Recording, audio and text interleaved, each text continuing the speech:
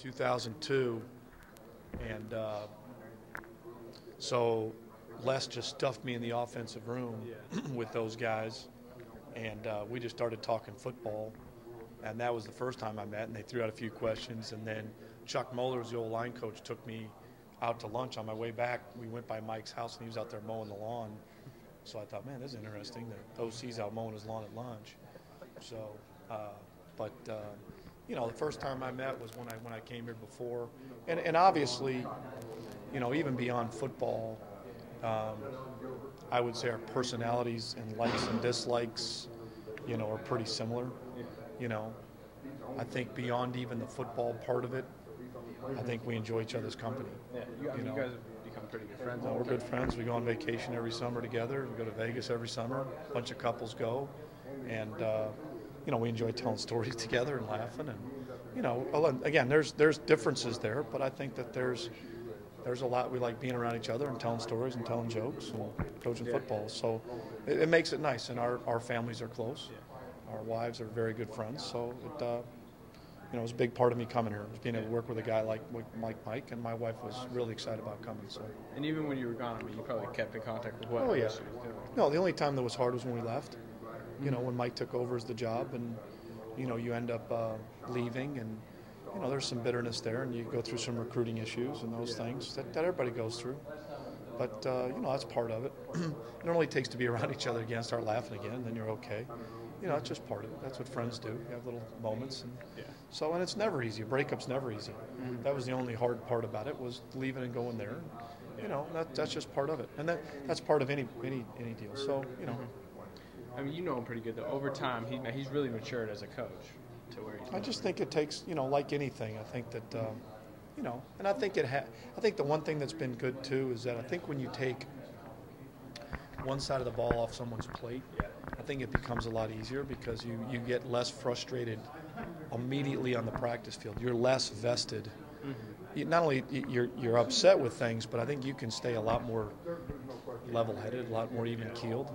Like I've always said, when you're on the field and you're directly responsible for a side of the ball, one, you can't see the other side. That's one. But two is it's a lot harder to not blow a gasket, because you're ultimately, when you're the head coach, you're responsible for everything, but you're just taking it all in, you know. And I think he does a great job with our team in terms of the things that really matter, in terms of body language, having fun, the way guys approach every day on campus with our academic people, the way they carry themselves. This is the best group of guys we've been around. And I said that before we won one game. They're obviously great guys now because we're 10-0, but everybody's really good guys when you're 10-0. But I just think that they're, you know, there's a great group of guys. When I looked around, I didn't think there weren't too many guys. I thought, you know what, that guy's a pain in the rear end. You know, that guy's this. I just didn't sense that amongst our guys, and sometimes it feels like they're a little too loose, a little too much fun to be around. But you know, I don't know. So, you know. How special is it that you're going through all this right now with, you know, one of your best friends? Well, it's good for him. It really is. It's you know, ultimately it's great for these players and what Mike has done. Because like I said, I'm on the tail end of this, man. I'm the NASCAR driver that they put a great car together and a great crew, and I just drive that son of a gun. That's all it is. Those guys got to do it. You know, without a fast car and without a great crew, a driver isn't worth a darn, you know. And I'm on the back end of this thing. They've had 11 wins, and, you know, I come in with a ready-made offense. So, I mean, I'm the luckiest guy. I'm happy for Mike. I'm happy for the coaches that have been here, that when we left, went through the first year where they had to clean things up. And I'm happy for the players that have put in all the time. I'm just happy that I'm a part of it, really. I mean that sincerely. I'm happy for those guys, because like I said, you know, especially for our players, those guys, this is a one-time in a lifetime deal. Most of them won't go into coaching, and most of them won't play. This will be it, where I'm hopeful somewhere down the road I'll have some other teams and win games and, you know, those kind of, but this is it for them. It seems like teams have, who have a season like this, there's always some special moments about that season. You know, we played a game after midnight. we have a K-State take us to the wire. How do those things really factor in to just kind of the specialness of this team? You know, you talk about the guys are great guys. I don't know if we'll realize that till you're done. I think there's a lot of times that most of the things you never enjoy till you're done. You know, till you look back on it with fondness. You know, and I think then you have memories of it, or you see a highlight tape and you know, and you get goosebumps thinking about certain games and those parts of it. But until that moment, because you got another game, and you know how important each game is. When we were here before in 2002, we knew what games meant for us to be bowl eligible, and that was a goal.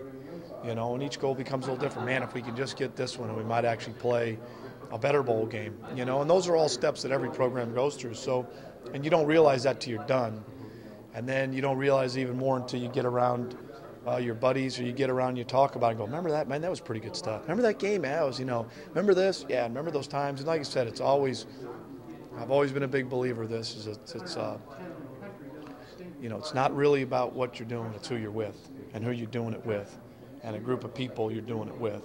And, you know, I'm sure I'll look back on this and think about that, of the type of guys we've had and the coaches and those kind of things, but we're not at that point yet. So those things don't seem as special.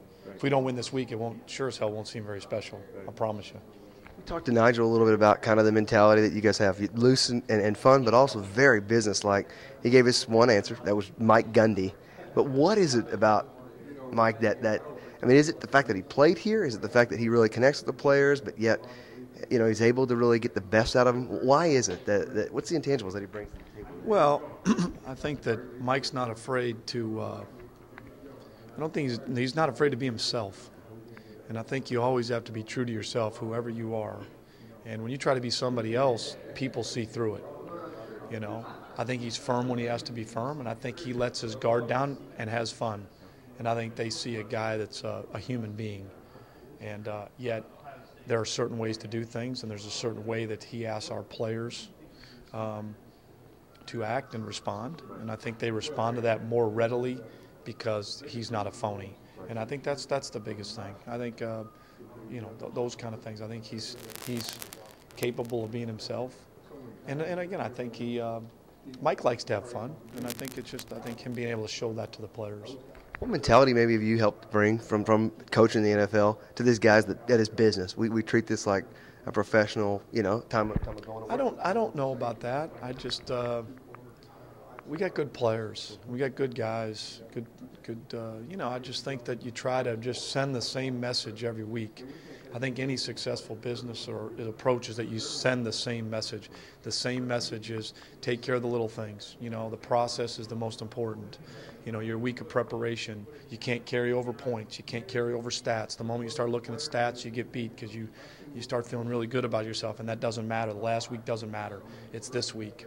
Because people want to beat you up on all that, you know, and say, well, the last 2 weeks, well, that doesn't even do with it. Or, you know, this team is really not good against the run. Well, I don't know that. We're not that team. This is what we are. And so, you know, and again, it's a lot easier, obviously, when you got, you know, really good players. They overcome a lot of that. You know, they make things right for you. So I don't know what approach that is, other than, again, being myself. And hopefully that's good enough. Thanks, Coach. Yep.